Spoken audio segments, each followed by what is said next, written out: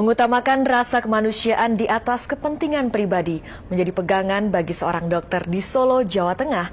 Ia melayani pasien dari semua kalangan dan tidak pernah meminta bayaran, bahkan menyumbang biaya pengobatan bagi pasien yang tidak mampu.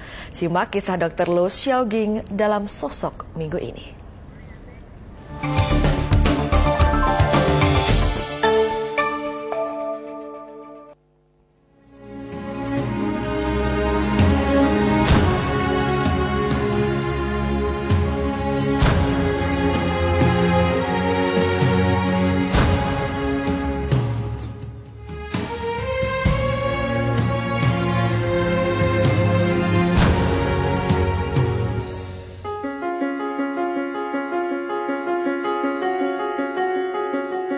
Tidak seperti tempat praktik dokter pada umumnya, tidak ada papan nama di tempat praktik Dr. Lo Xiaoging di rumahnya di kota Solo.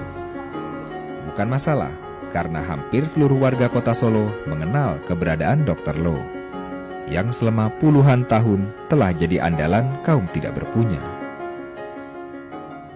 Sangat luar biasa beliau menolong orang-orang yang terutama yang tidak mampu seperti saya ini. Pas saya nggak ada uang gitu ya, saya bilang terus terang, saya diberi ini resep semua obat banyak gitu, diberi cap Budi Asi, kemudian kita ngambil ke apotek Budi Asi dengan gratis. Semenjak ibu saya saya kecil ke sini sampai saya punya anak, saya nggak bayar. Kok bisa nggak bayar tadi gimana ngomongnya? Kan nggak setiap sini saya nggak bayar. Udah tahu tuh. Dr. Lo telah berusia 79 tahun. Usia tidak menghalanginya untuk terus aktif mengobati pasien. Pagi hari, Dr. Lo bertugas di Rumah Sakit Kasih Ibu. Lalu pukul 4 sore hingga 8 malam, Senin hingga Sabtu, sang dokter melayani pasien di rumahnya.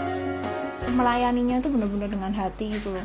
Dia bilang bahwa kalau dokter itu bukan suatu mata pencaharian, karena itu sudah istilahnya pilihan hidup.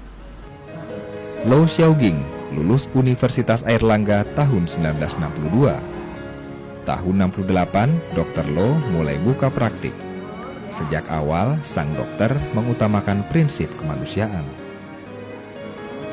Dua tokoh mendorong Dr. Lo menempuh jalur sosial. Pertama, Dr. Un, seorang dokter Solo legendaris karena jiwa sosialnya.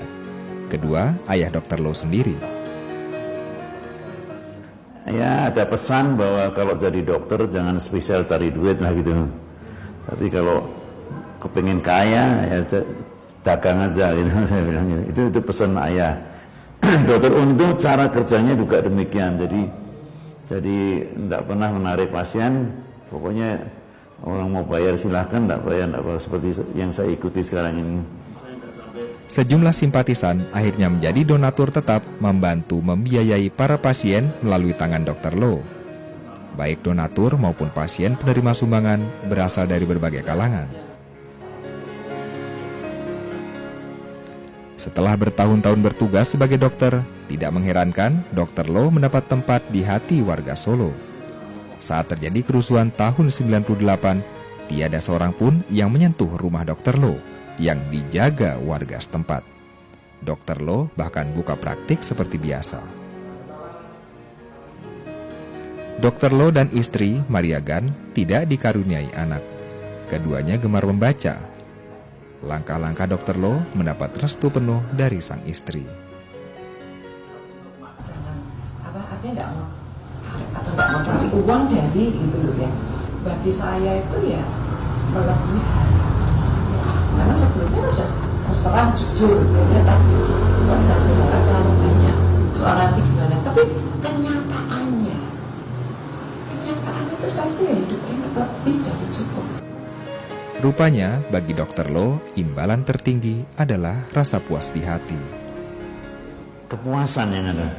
Kepuasan yang ada. Bahwa kita bisa menolong, bisa membantu orang sakit, apalagi kita lihat orang sakit keras dari sembuh. Wah, itu kepuasan yang nggak bisa dibayar dengan uang ya itu. Dr. Lo pernah jadi direktur di Rumah Sakit Dr. Un dan Rumah Sakit Kasih Ibu. Sekarang di Rumah Sakit Kasih Ibu, Dr. Lo bertugas sebagai dokter biasa. Diam-diam, sepak terjang Dr. Lo menuai rasa hormat.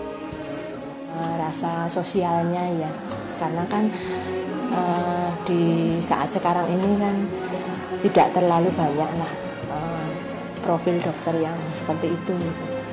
Jadi selalu mau membantu terutama untuk orang-orang yang kekurangan. Itu aja yang memang sangat-sangat menonjol dan sangat saya kagumi ya. Tahun 2009, pemerintah Kota Solo memberikan penghargaan bidang kemanusiaan untuk sang dokter. Tidak mempunyai keinginan untuk mengumpulkan harta. Dan toh yang namanya harta itu kan mati pun tidak akan dibawa.